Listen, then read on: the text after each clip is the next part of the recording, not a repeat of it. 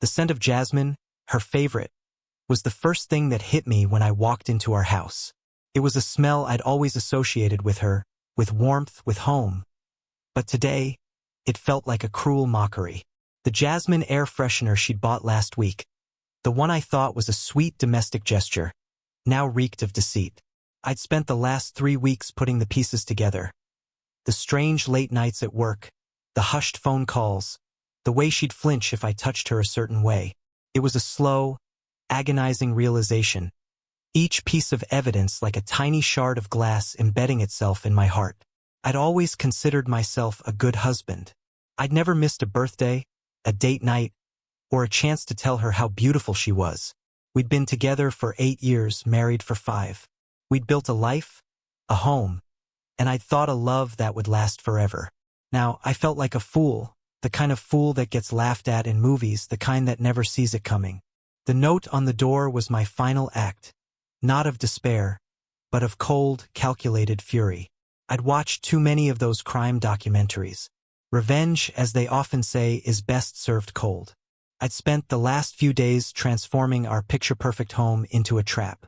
I'd carefully hidden the camera behind the wall mirror in the entryway, a small, inconspicuous lens that would capture every moment of her grand entrance.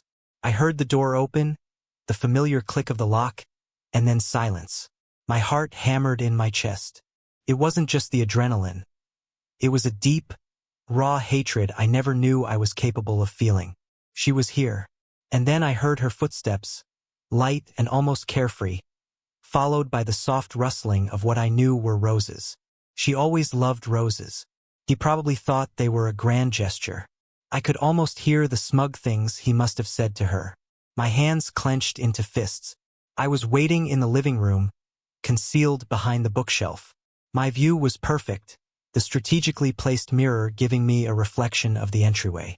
And then she came into view, Laura, my wife. She was radiant, almost glowing. She wore a simple sundress that I'd bought her during our honeymoon in Greece.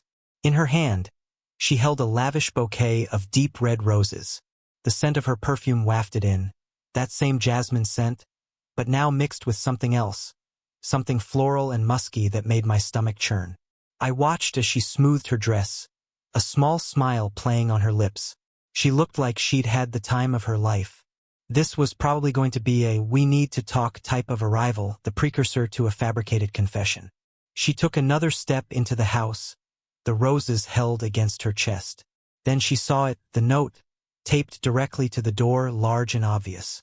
Her smile faltered, her eyes widened, and she froze. I heard the paper crinkle as she reached out a manicured hand, grasping at the thin white sheet. I'd written in large, bold letters so she couldn't possibly miss it. "Turn around." I saw her read the note, her face contorting in confusion. She slowly turned, the bouquet falling to the floor with a soft thud, roses scattering across the entryway rug. She looked around, her eyes scanning the room, trying to find me. That's when I stepped out from behind the bookshelf. Her breath hitched. What are you doing here?" she stammered, her eyes darting around the room. The color drained from her face. "Surprised," I said, my voice low and dangerously calm. I watched as she tried to read my expression. "Did you think I wouldn't find out?" "Find out what?" she asked, her voice trembling slightly. She tried to play the innocent, the confused wife, but I could see the fear in her eyes, that flicker of panic. She was never a good liar. "Don't," I spat the word, my control beginning to crack. "Don't pretend you have no idea. I know everything, Laura." I stepped closer, closing the distance between us. I could see the flicker of panic in her eyes. She was starting to look like the guilty one. She tried to talk, but no words came out. I took another step towards her, my face inches from hers. "I know about him. I know about the lies, the late nights, the phone calls, the jasmine-scented betrayal." Her mouth opened, but still no sound came out. The camera recorded everything.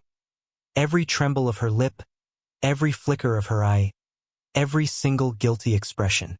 I reached out, grabbing her wrist, my fingers digging into her flesh. A firm, unyielding grip. "Where is he?" I demanded, my voice rising with every word. Where is the man who's been sneaking around in my marriage? She didn't answer, her eyes wide with fear. I tightened my grip, and she winced. Tell me, I yelled, my patience finally exhausted. I can't, she whispered, her voice barely audible. Can't or won't? I asked, the calmness I'd been forcing fading into a deep rage. I knew where he was. I had his address, thanks to a very helpful private investigator. I don't care anymore, Laura. It doesn't matter if you tell me or not. I released her wrist and walked toward the door. She watched me, a mixture of fear and confusion on her face. What are you doing? She asked, her voice barely a whisper. I didn't answer her. I opened the door, grabbed my jacket from the coat rack, and walked out, leaving her standing there among the scattered roses, her face pale with fear. His name was Jake. I knew it from her phone records. I'd spent weeks going through her old emails, call history, text messages. Jake worked at her office, a smooth-talking finance guy with a wife and 2 kids. He was everything I hated: selfish, deceitful, and a coward. His house was a modest place in the suburbs, the kind of house that screams middle-class mediocrity. It was the perfect stage for the drama I was about to unleash. I parked my car down the street, my heart pounding.